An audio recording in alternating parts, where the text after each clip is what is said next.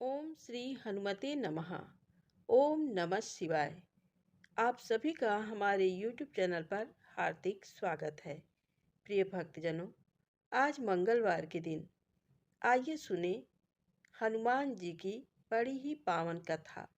तो सबसे पहले आइए सुनते हैं आज की बड़ी ही पावन और दिव्य कथा। इस कहानी को सीता माता कहती थी और श्री राम सुना करते थे। एक दिन श्री राम भगवान को किसी काम के लिए बाहर जाना पड़ गया। तो सीता माता कहने लगी कि भगवान, मेरा तो 12 वर्ष का नित नेम है। अब आप बाहर जाएंगे तो मैं अपनी कहानी किसे सुनाऊंगी। प्रभु श्री राम ने कहा कि तुम कुएं की पाल पर जाकर बैठ जाना और वहां जो औरतें पानी भरने आएंगी उन्हें अपनी कहानी सुना देना। सीता माता कुएं की पाल पर जाकर बैठ जाती हैं। एक स्त्री आई। उसने रेशम की जरी की साड़ी पहन रखी थी और सोने का घड़ा ले रखा था। सीता माता उसे देख कहती हैं कि बहन, मेरा 12 वर्ष का नित नेम सुन लो। पर वह स्त्री बोली कि मैं तुम्हारा नितनेम सुनूंगी तो मुझे घर जाने में देर हो जाएगी और मेरी सास मुझसे लड़ेगी। उसने कहानी नहीं सुनी और चली गई। उसकी रेशम जरी की साड़ी फट गई। सोने का घड़ा मिट्टी के घड़े में बदल गया।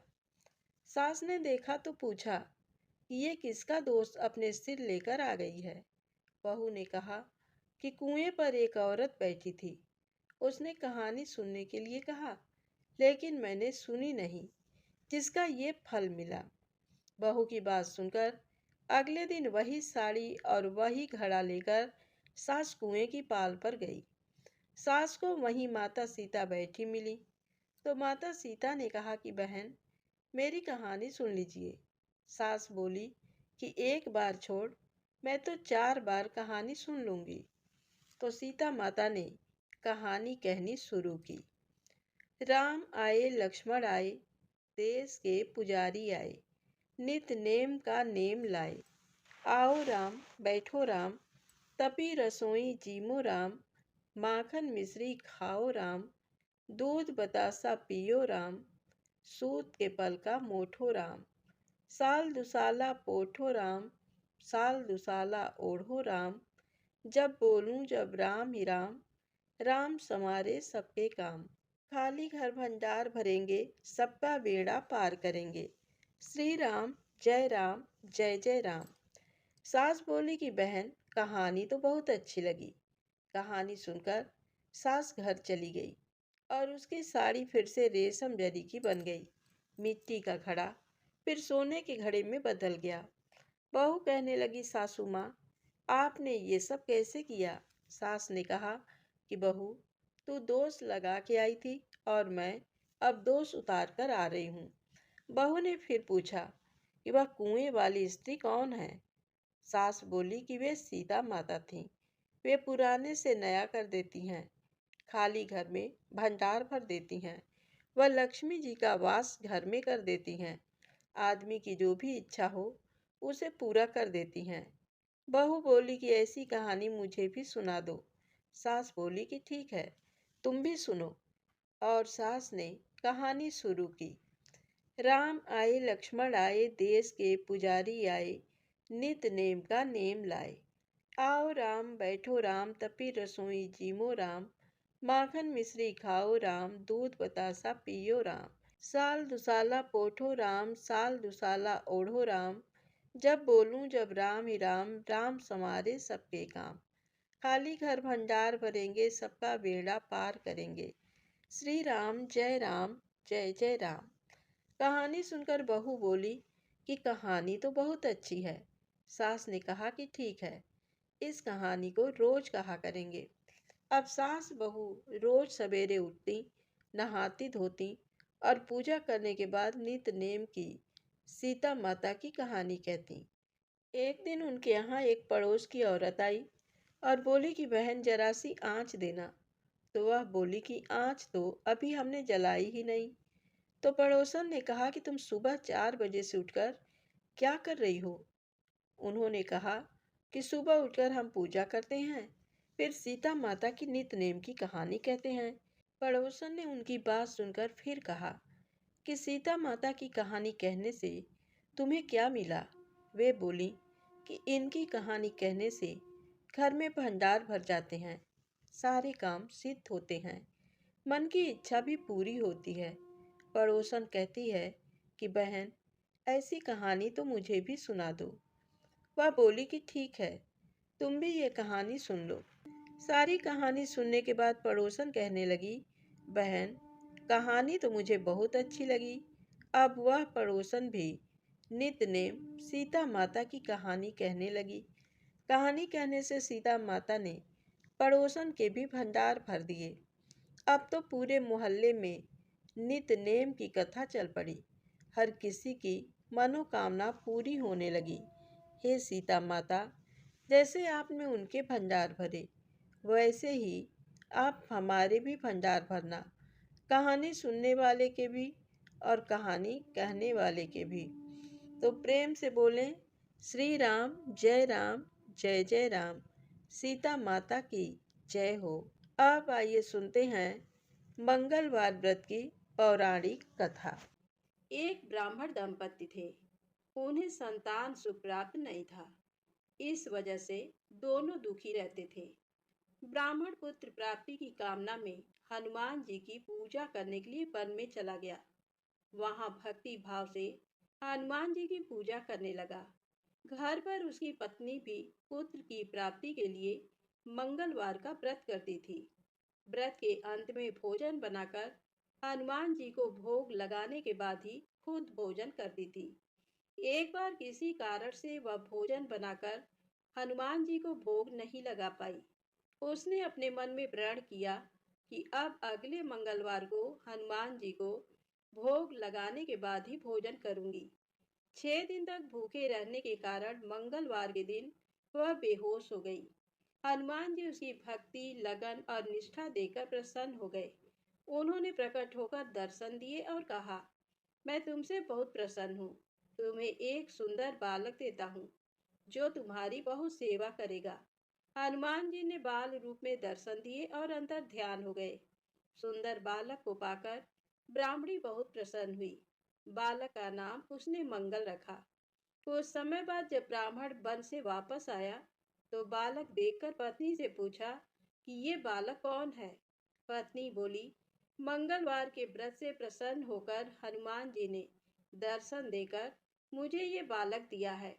ब्राह्मण को विश्वास नहीं हुआ और उसने सोचा कि उसकी पत्नी उससे झूठ बोल रही है और अपना व्यभिचार छुपाना चाहती है। एक दिन ब्राह्मण कुएं पर पानी भरने जा रहा था। ब्राह्मणी ने मंगल को भी साथ ले जाने को कहा। ब्राह्मण मंगल को साथ ले गया। मंगल को नाजायज समझते हुए उसने उसे धकेलकर कुएं में गिरा दिया।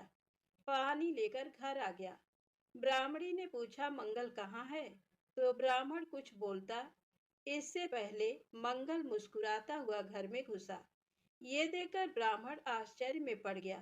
रात को सपने में ब्राह्मण ने हनुमान जी को देखा। वे कह रहे थे कि ये बालक मैंने दिया है। तुम्हारा पत्नी पर शक करना उचित नहीं है। वह पतिव्रता स्त्री है। ब्राह्मण सच जानकर खुश हुआ और शर्मिंदा भी हुआ। इसके बाद ब्राह्मण दंपति हर मंगलवार का व्रत निष्ठा और भक्ति के साथ करते हुए आनंद पूर्वक जीवन जीने लगे। अतः जो व्यक्ति मंगलवार का व्रत रखता है और मंगलवार के व्रत की कथा पढ़ता या सुनता है तो हनुमान जी की कृपा से उसे सर्व सुख प्राप्त होते हैं। तो प्रेम से बोले, हनुमान जी महाराज की जय हो। आइए सुने मंगलवार व्रत की पौराणिक कथा। एक बार नैमिषारण्य तीर्थ में 80,000 मुनि एकत्र होकर पुराणों के ज्ञाता श्री सूत जी से पूछने लगे, हे महामुने, आपने हमें अनेक पुराणों की कथाएं सुनाई हैं। अब कृपा करके हमें ऐसा व्रत और कथा बताएं जिसके करने से संतान की प्राप्ति हो तथा मनुष्यों को रोग, शोक, अग्नि, सर्व दुख आदि का भय दूर हो, क्योंकि कलयुग में सभी जीवों की आयु बहुत कम है। फिर इस पर उन्हें रोग चिंता के कष्ट लगे रहेंगे तो फिर वह श्री हरि के चरणों में अपना ध्यान कैसे लगा सकेंगे। श्री सूत जी बोले, हे मुनियों, आपने लोक कल्याण के लिए बहुत ही उत्तम बात पूछी है।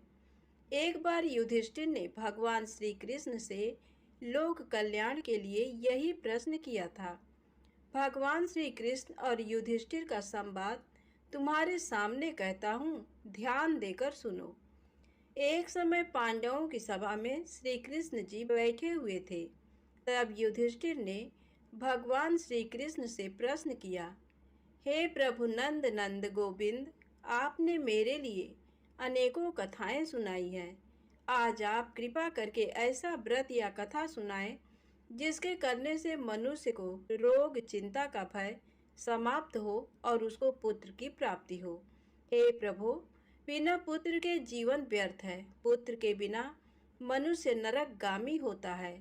पुत्र के बिना मनुष्य पितृ ऋण से छुटकारा नहीं पा सकता और न ही उसका पुन्नग नामक नरक से उद्धार हो सकता है। अतः पुत्रदायक व्रत बतलाएं। श्री कृष्ण भगवान बोले, हे राजन, मैं एक प्राचीन इतिहास सुनाता हूँ, आप उसे ध्यान पूर्वक सुनो। कुंडलपुर नामक एक नगर था। उसमें नंदा नामक एक ब्राह्मण रहता था। भगवान की कृपा से उसके पास सब कुछ था, फिर भी वह दुखी था। इसका कारण ये था कि ब्राह्मण की स्त्री सुनंदा की कोई संतान न थी। सुनंदा पतिव्रता थी, भक्तिपूर्वक श्री हनुमान जी की आराधना करती थी। मंगलवार के दिन व्रत करके अंत में भोजन बनाकर हनुमान जी का भोग लगाने के बाद स्वयं भोजन करती थी। एक बार मंगलवार के दिन ब्राह्मणी गृह कार्य की अधिकता के कारण हनुमान जी को भोग न लगा सकी, तो इस पर उसे बहुत दुख हुआ। उसने कुछ भी नहीं खाया और अपने मन में प्रण किया कि अब तो अगले मंगलवार को ही हनुमान जी का भोग लगाकर अन्न जल ग्रहण करेगी।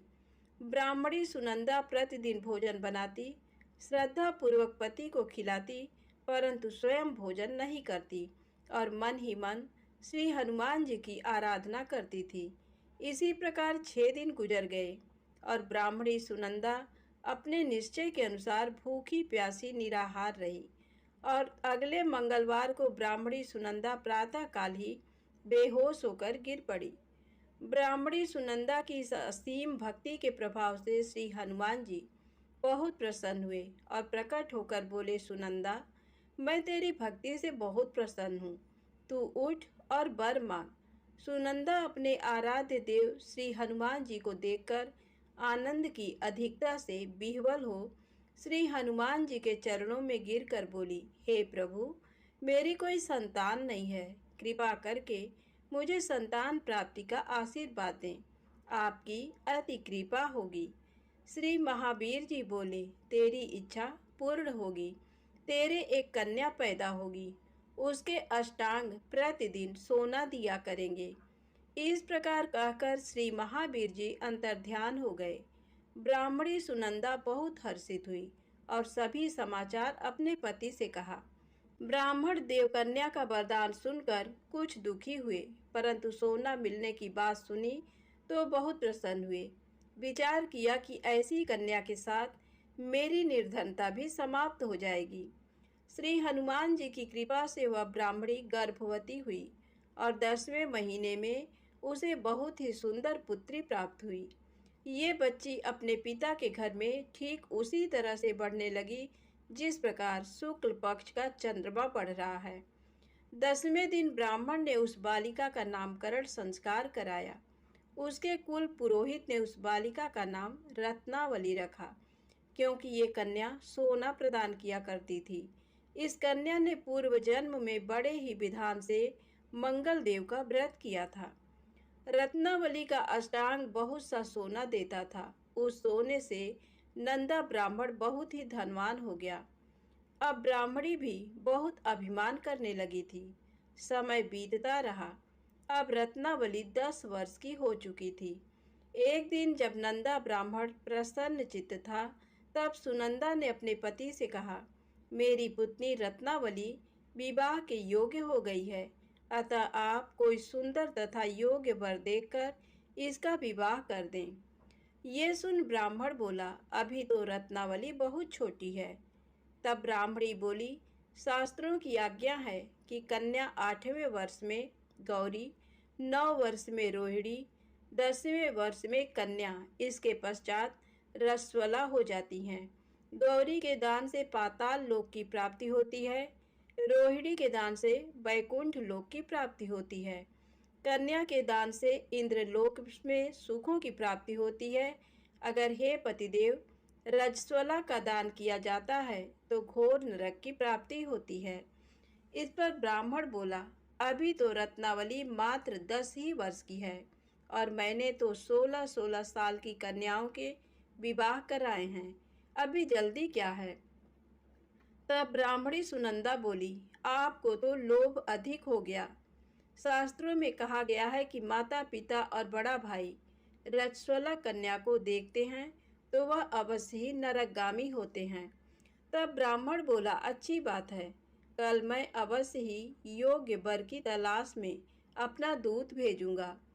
दूसरे दिन ब्राह्मण ने अपने दूत को बुलाया और आज्ञा दी कि जैसी सुंदर मेरी कन्या है वैसा ही सुंदर वर उसके लिए तलाश करो।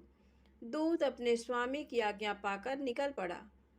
पंपई नगर में उसने एक सुंदर लड़के को देखा। ये बालक एक ब्राह्मण परिवार का बहुत गुणवान पुत्र था। इसका नाम सोमेश्वर था।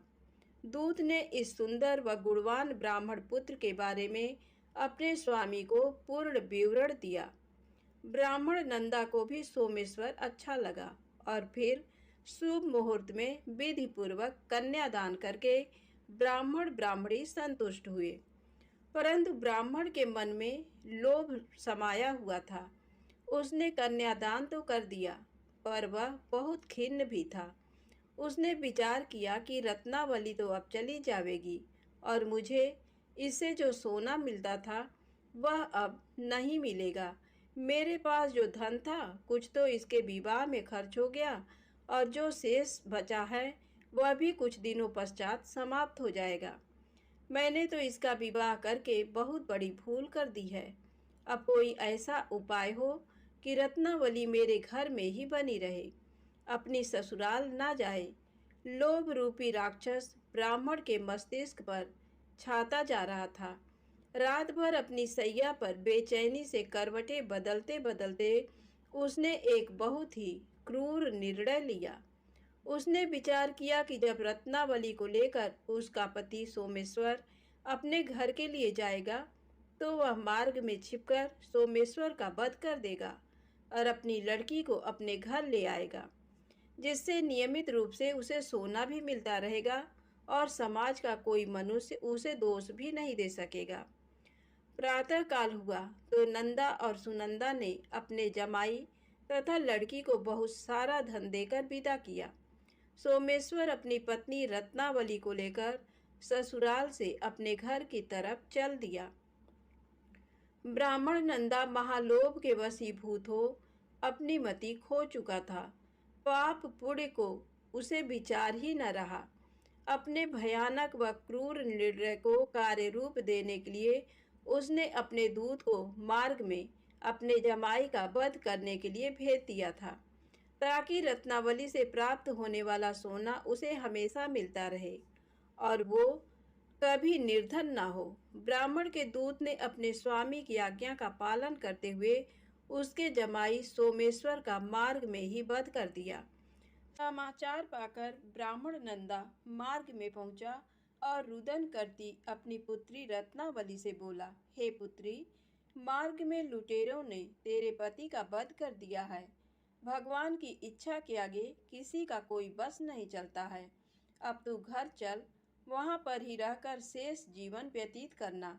जो भाग्य में लिखा है वही होगा। अपने पति की अकाल मृत्यु से रत्नावली बहुत दुखी हुई। करुण क्रंदन व रुदन करते हुए अपने पिता से बोली, हे पिताजी, इस संसार में जिस स्त्री का पति नहीं है उसका जीना व्यर्थ है। मैं अपने पति के साथ ही अपने शरीर को जला दूंगी और सती होकर अपने इस जन्म को, माता पिता के नाम को तथा सास ससुर के यश को सार्थक करूंगी। ब्राह्मण नंदा अपनी पुत्री रत्नावली के वचनों को सुनकर बहुत दुखी हुआ। विचार करने लगा, मैंने व्यर्थ ही जमाई वध का पाप अपने सिर लिया। रत्नावली तो उसके पीछे अपने प्राण तक देने को तैयार है। मेरा तो दोनों तरफ से मरण हो गया। धन तो अब मिलेगा नहीं।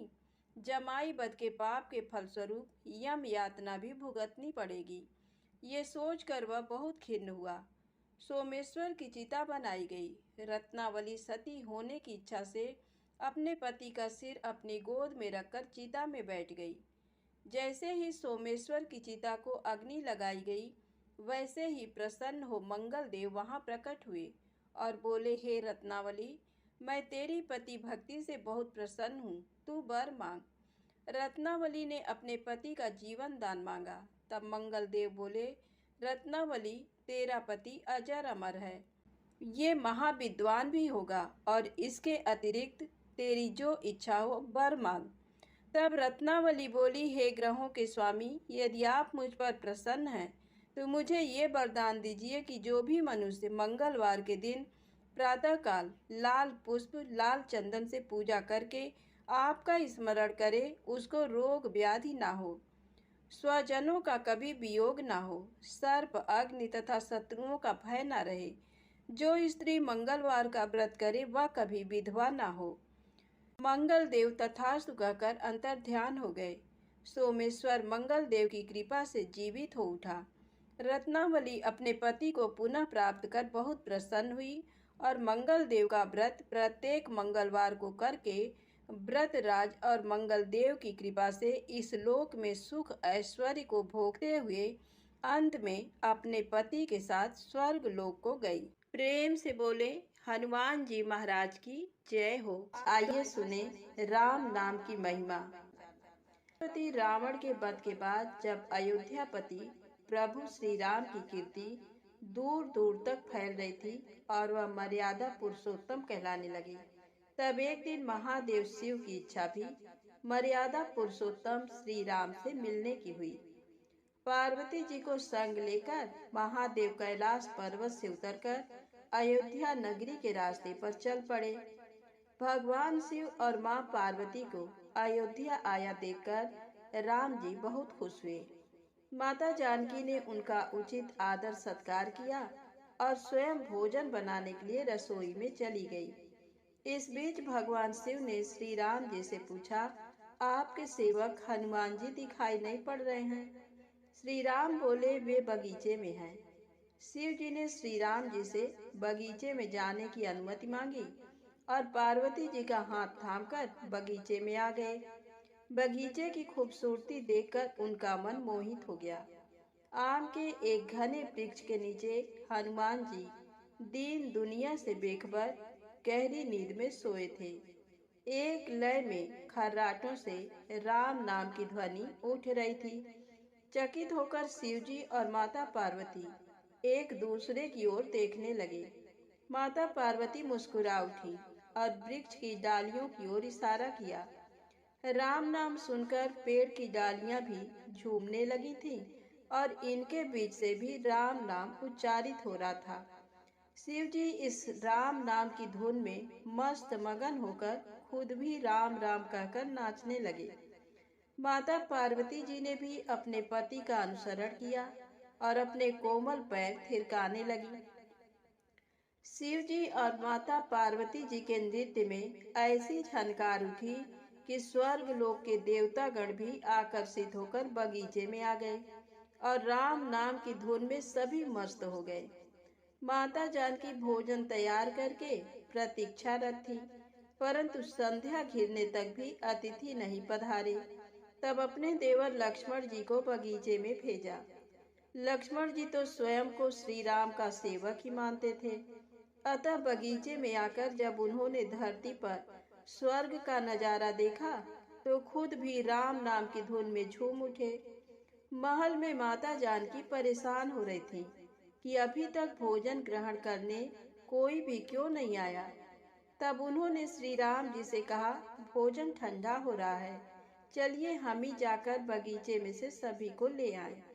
जब राम जी बगीचे में गए तो वहां राम नाम की धूम मची हुई थी। हनुमान जी गहरी नींद में सोए हुए थे और उनके खर्राटों से अभी तक राम नाम निकल रहा था। श्री राम भाव विह्वल हो उठे। राम जी ने हनुमान जी को नींद से जगाया और प्रेम से उनकी तरफ निहारने लगे। हनुमान जी प्रभु को आया देख शीघ्रता से उठ खड़े हुए। नृत्य की समा भंग हो गई। शिव जी खुले कंठ से हनुमान जी की राम भक्ति की सराहना करने लगे। हनुमान जी सकुचाए लेकिन मन ही मन खुश हो रहे थे। श्री सिया राम ने भोजन करने का आग्रह भगवान शिव जी से किया। सभी लोग महल में भोजन करने के लिए चल पड़े। माता जानकी भोजन परोसने लगी। हनुमान जी को भी श्री राम जी ने पंक्ति में बैठने का आदेश दिया। हनुमान जी बैठ तो गए, परंतु आदत ऐसी थी कि राम जी के भोजन करने के उपरांत ही सभी लोग भोजन करते थे। आज श्री राम के आदेश से पहले भोजन करना पड़ रहा था। माता जानकी हनुमान जी को भोजन परोसती जा रही थी, पर हनुमान जी का पेट ही नहीं भर रहा था। सीता जी कुछ समय तक तो उन्हें भोजन परोसती रही, फिर समझ गईं इस तरह तो हनुमान जी का पेट नहीं भरेगा। उन्होंने तुलसी के एक पत्ते पर राम नाम लिखा और भोजन के साथ हनुमान जी को परोस दिया। तुलसी पत्र खाते ही हनुमान जी को संतुष्टि मिली और वह भोजन खाकर उठ खड़े हुए। भगवान शिव शंकर ने प्रसन्न होकर हनुमान जी को आशीर्वाद दिया कि आपकी राम भक्ति युगों युगों तक याद की जाएगी और आप संकट मोचन कहलाएंगे। तो प्रेम से बोलें, शंकर जी भगवान की जय हो। संकट मोचन हनुमान जी की जय हो। अब आइए सुने राम नाम महिमा की दूसरी कहानी। महादेव जी को एक बार बिना कारण के किसी को प्रणाम करते देखकर पार्वती जी ने पूछा, आप किसको प्रणाम करते रहते हैं? शिव जी पार्वती जी से कहते हैं कि हे देवी, जो व्यक्ति एक बार राम कहता है उसे मैं 3 बार प्रणाम करता हूँ।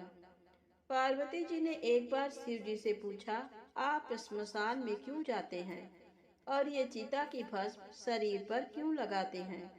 उसी समय शिव जी पार्वती जी को शमशान ले गए। वहां एक शव अंतिम संस्कार के लिए लाया गया। लोग राम नाम सत्य है कहते हुए शव को ला रहे थे। शिव जी ने कहा कि देखो पार्वती, इस शमशान की ओर जब लोग आते हैं तो राम नाम का स्मरण करते हुए आते हैं और इस शव के निमित्त से कई लोगों के मुख से मेरा अति प्रिय दिव्य राम नाम निकलता है। उसी को सुनने में शमशान में आता हूँ और इतने लोगों के मुख से राम नाम का जप करवाने में निमित्त बनने वाले इस शव का मैं सम्मान करता हूँ, प्रणाम करता हूँ और अग्नि में जलने के बाद उसकी भस्म को अपने शरीर पर लगा लेता हूँ। राम नाम बुलवाने वाले के प्रति मुझे अगाध प्रेम रहता है। एक बार शिव जी कैलाश पर पहुँचे और पार्वती जी से भोजन मांगा। पार्वती जी विष्णु सहस्त्र नाम का पाठ कर रही थी। पार्वती जी ने कहा, अभी पाठ पूरा नहीं हुआ, कृपया थोड़ी देर प्रतीक्षा कीजिए। शिव जी ने कहा कि इससे तो समय और श्रम दोनों लगेंगे।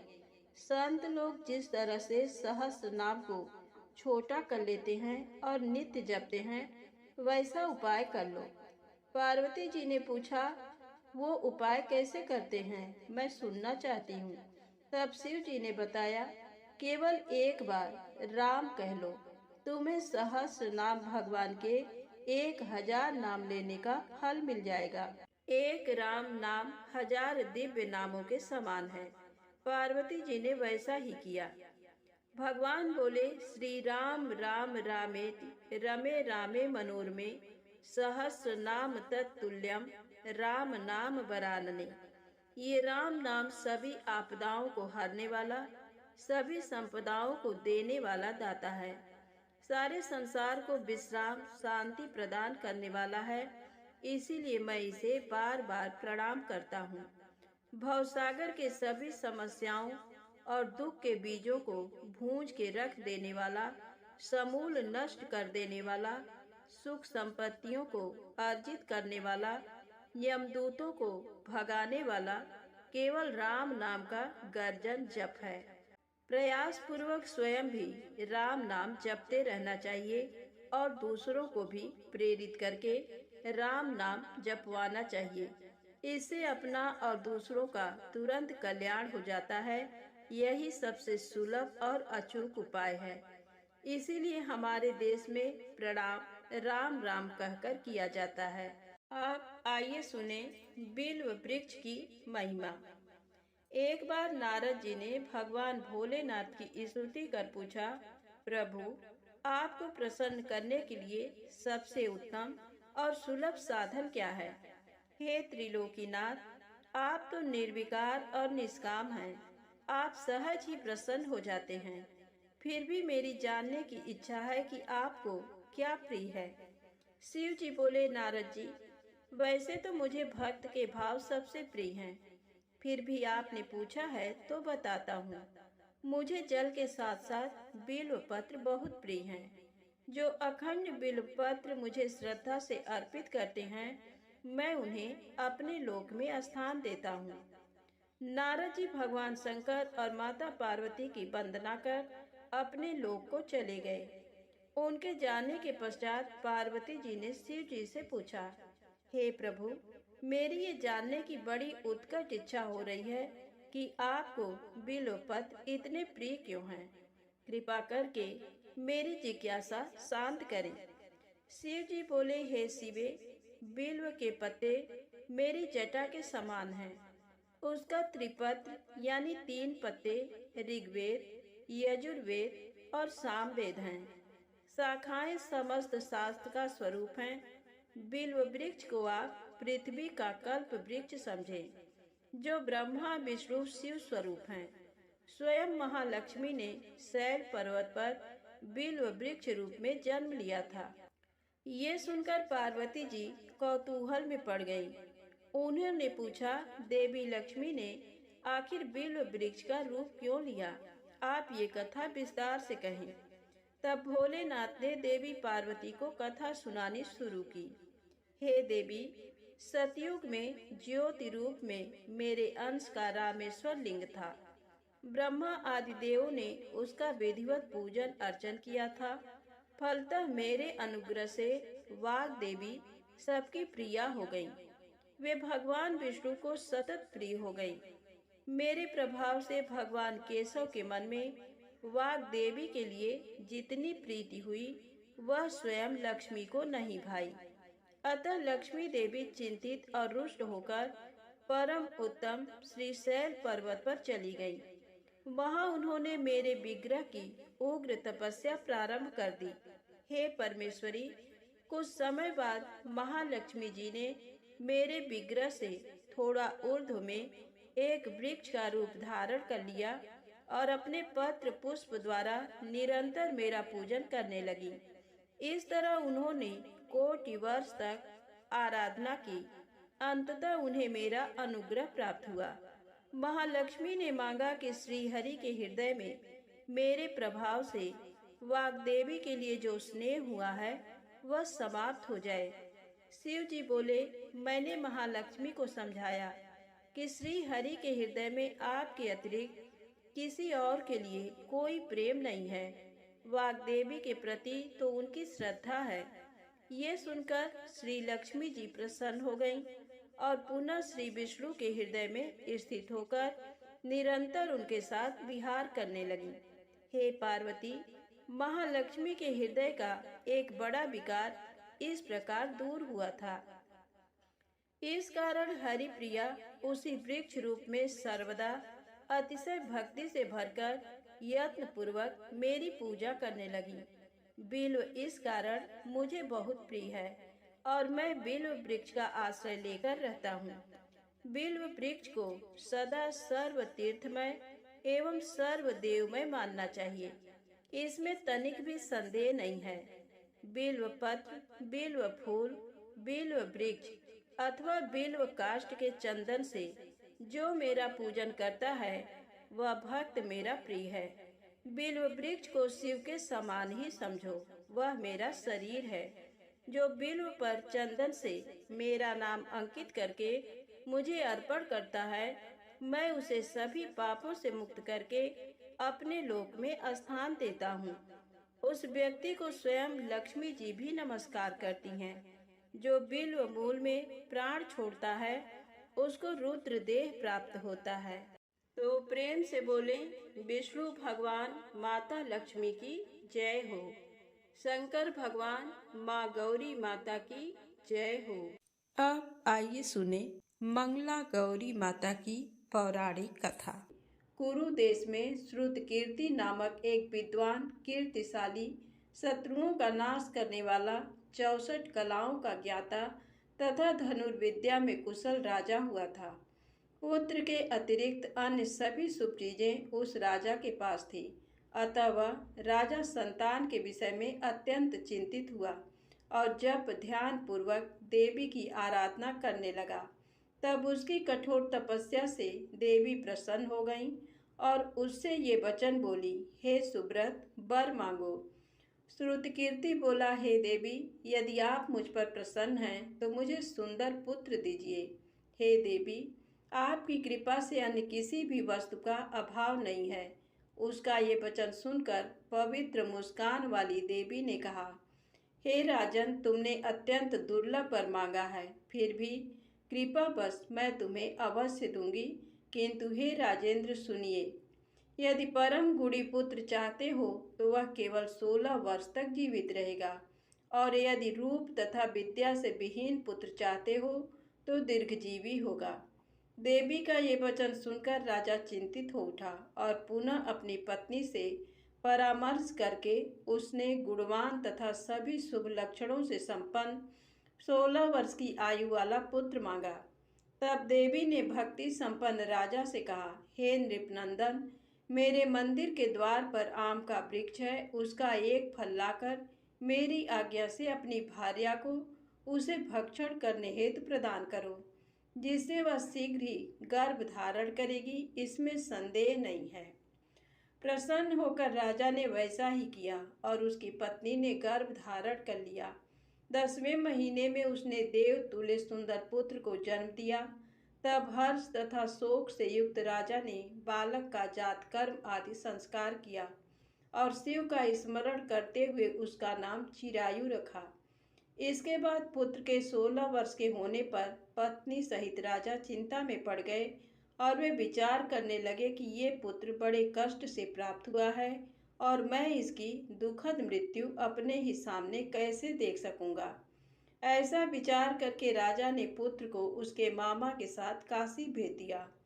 प्रस्थान के समय राजा की पत्नी ने अपने भाई से कहा कि कार्पटिक का वेश धारण करके आप मेरे पुत्र को काशी ले जाइए। मैंने भगवान मृत्युंजय से पूर्व में पुत्र के लिए प्रार्थना की थी और कहा था कि हे विश्वेश, आप जगतपति की यात्रा के लिए मैं उस पुत्र को अवश्य भेजूंगी।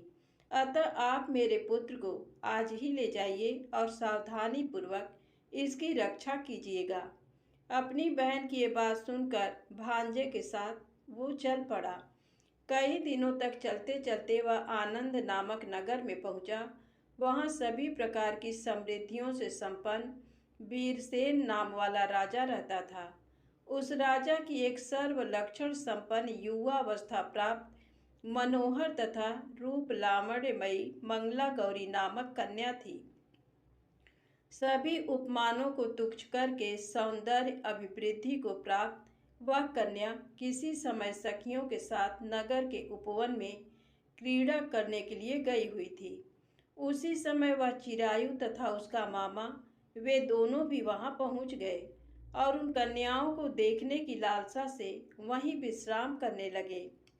इसी बीच विनोद पूर्वक क्रीड़ा करती हुई उन कन्याओं में से किसी एक ने कुपित होकर राजकुमारी को राणा ये कुवचन कह दिया। तब उस अशुभ वचन को सुनकर राजकुमारी ने कहा, तुम अनुचित बात क्यों बोल रही हो? मेरे कुल में तो इस प्रकार की कोई नहीं है। मंगला गौरी की कृपा से तथा उनके व्रत के प्रभाव से विवाह के समय जिसके सर पर मेरे हाथ से अक्षत पड़ेंगे, हे सखी, वह यदि अल्प आयु वाला होगा तो भी चिरंजीवी हो जाएगा।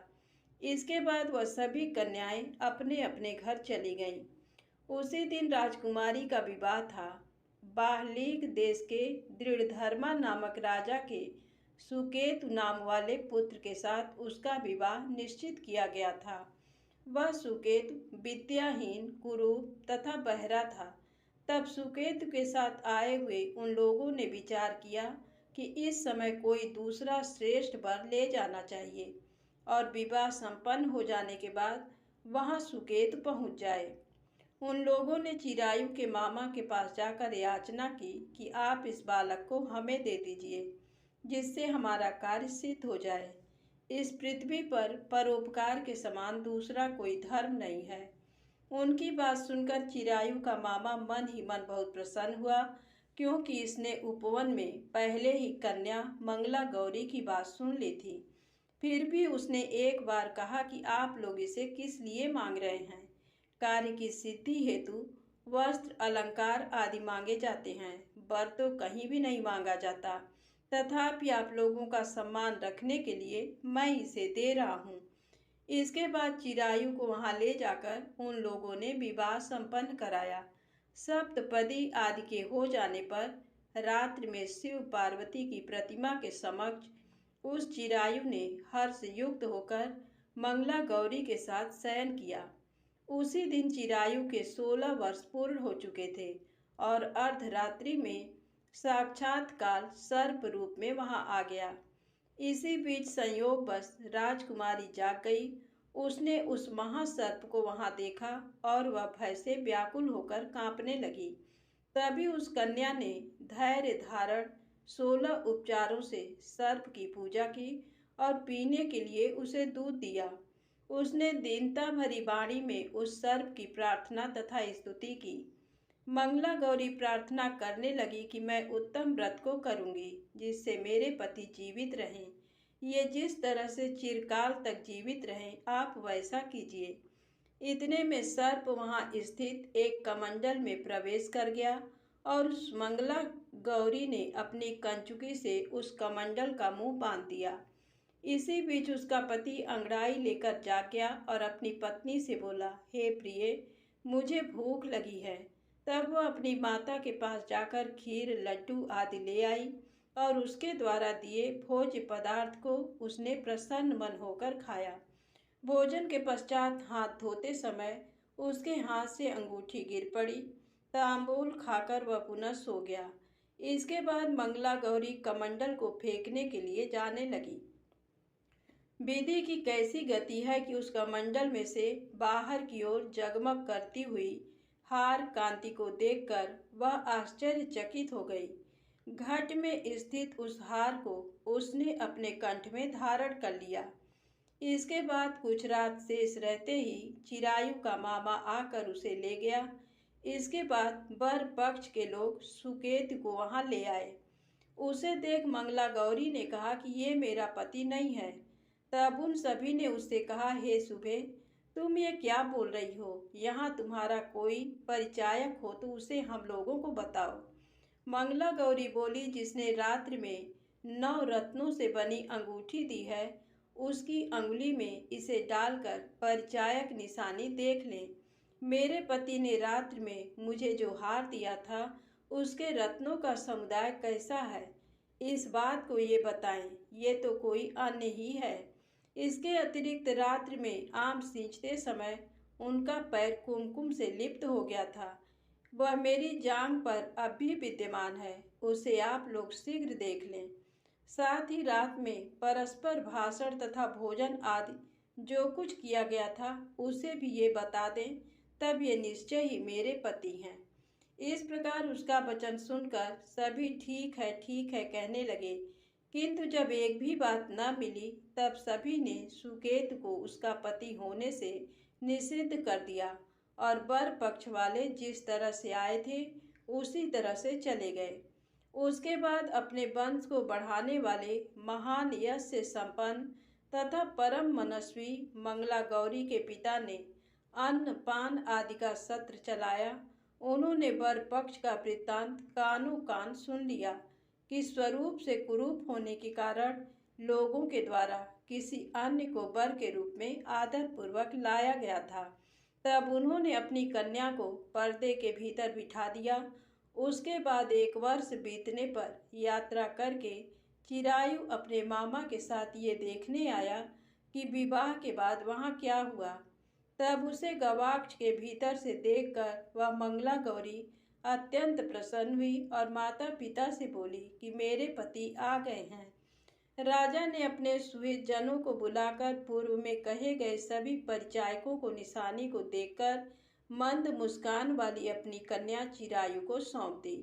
राजा ने शिष्ट जनों को साथ लेकर विवाह का उत्सव कराया। इसके बाद राजा वीरसेन ने वस्त्र आभूषण आदि सेना घोड़े रथ और अन्य भी बहुत सी सामग्रियां देकर उन्हें विदा किया। उसके बाद कुल को आनंदित करने वाला वह चिरायु पत्नी तथा मामा को साथ लेकर सेना के साथ अपने नगर पहुंचा। लोगों के मुख से उसे आया हुआ सुनकर उसके माता पिता को विश्वास नहीं हुआ।